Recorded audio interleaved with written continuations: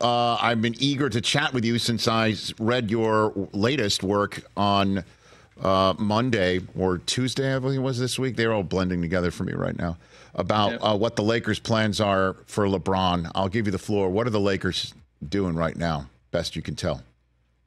Well, honestly, I don't have total clarity there. It's more the case of what are the varying opinions of what the Lakers should be doing. Yes, sir. Quick backdrop that you're aware of, but I think the macro kind of matters quite a bit. For these past couple years, as the Lakers would approach either the February trade deadline or the summer, there was this idea that, hey, we're pretty restricted when it comes to draft picks and to take a big swing after the Russell Westbrook trade that obviously didn't pan out.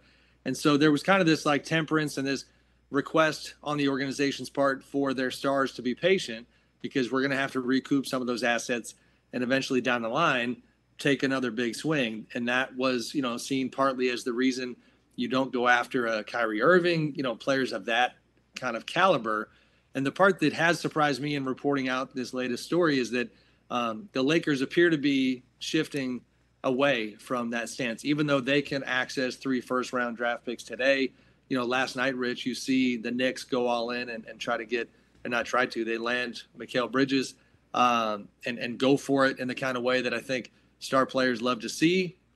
LeBron and AD, my understanding is they would prefer that is the type of thing the Lakers did this week. I do not anticipate that happening. I think they could move up in the draft.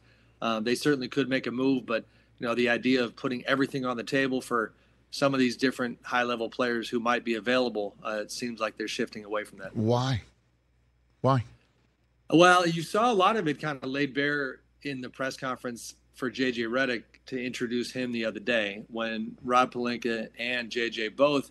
It's kind of one of my favorite parts, and this as a reporter, is these press conferences that are actually fairly revealing. If you know the context of this whole situation, and then you hear Rob within a few minutes of the opening of the press conference highlighting the second apron, which, if your viewers don't know at all, is the new incredibly restrictive luxury tax threshold, where when teams get above that apron, it's very hard to make trades, damn near impossible, really.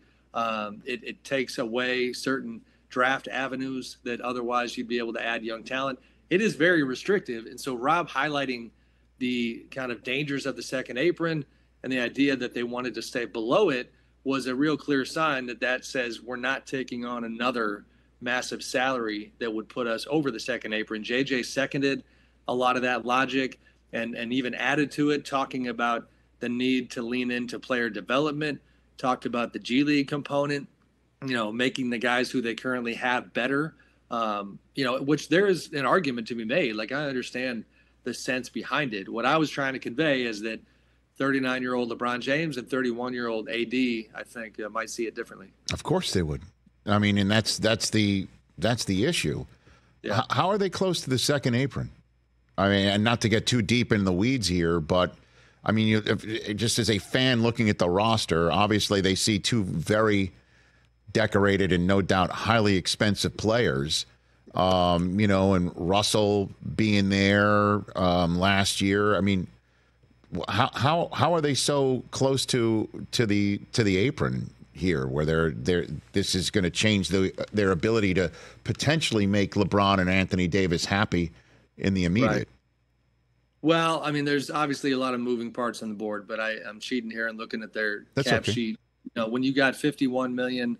Well, that's LeBron's player option for next year. But let's say, presumably, that LeBron comes back. He's going to be in the 50s. AD's on the books for 43. D'Angelo Russell's free agency is what he's going to do with that option is obviously front and center this week. Hachimura is 17. Austin Reeves around 13. It's, and you don't know, obviously, which specific player that they are trying to bring in. They are a fairly expensive team at this point. And the math is something that, again, you can't nail that down without knowing all the parts. But again, I think the spirit of it, Rich, is just differing priorities. And LeBron in particular, he's the one with the leverage right now, right? And even though, to be clear and to be fair, all parties indicate that and certainly on the Lakers side, that the relationship is in a good place. You know what I mean? There have been times when you sensed friction or tension, and I don't think that's the case from a relationship standpoint. It's more a strategic standpoint. But because he now has all the cards in terms of his own free agency, and also we know historically, even if everything was good with his current team, he typically takes his time and tries to at least explore some of the other options. Do I think he'll be back with the Lakers? I do, but I think this in-between discussion and the pressure that he is able to apply is pretty fascinating. Sam Amick from The Athletic here on The Rich Eisen Show. Catch The Rich Eisen Show every single day on the Roku channel, 12 to 3 Eastern, for free.